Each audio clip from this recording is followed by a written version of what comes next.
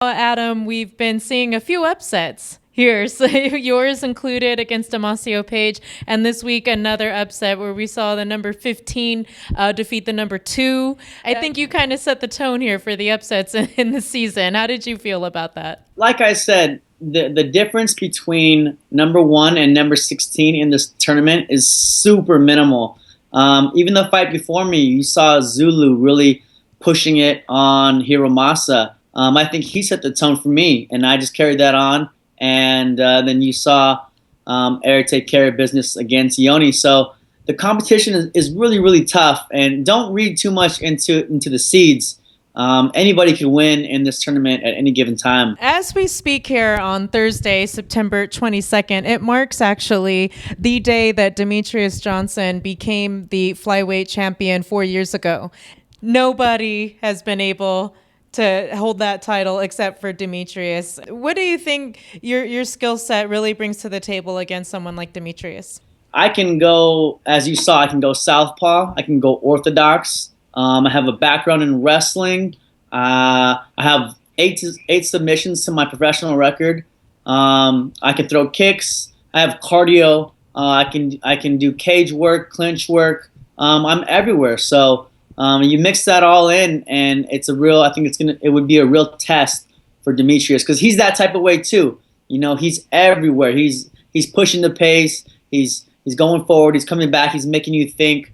He's setting things up, and I'm kind of the same way. So it'd be a real chess match, but at the same time, a real fun chess match to watch because I'm not a guy that's going to stay on the outside too much and kind of wait. I'm there to push the pace, and I'm there to hunt the kill. You know, I'm a finisher. So that being said, yeah, I think that it'd be a real test for Demetrious. Cejudo just pointed out how he wasn't ready to in the clinch. You know, Demetrious was more adept in that area and better than he thought he was going to be. Cejudo was just very, very disappointing. You know, when you lose, it's like, I can't believe that I lost. Like, it still hurts. You could see that it still hurts and still burns inside of him. But those are the things that you need if you're going to continue on to push to the next level. I was wondering if you could tell us like a little bit about who Captain Chaos is. Captain Chaos is kind of, I guess you would say, maybe an alter ego-ish a little bit.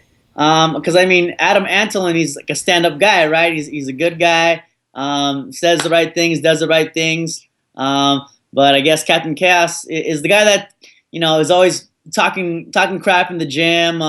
He comes out at nighttime when he's got a few choice beverages in his system. It's just a really good time. Somebody completely different than Adam Antolin.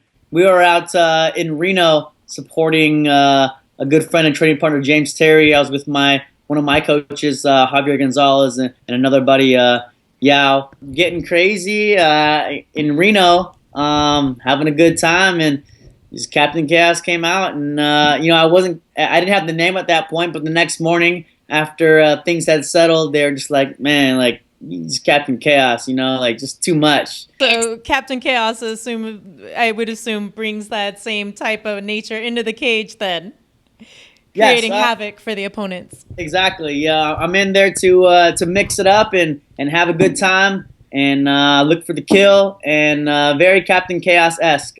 To be honest, it doesn't have much to do with me inside the cage. I like to play around and say that it does, but when I'm in there, I'm completely focused on the task ahead of me.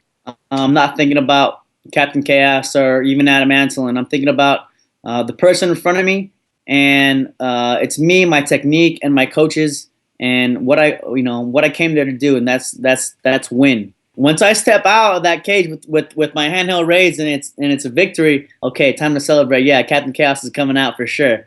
But when I'm in that cage and the door's locked, it's all business, it's all focus.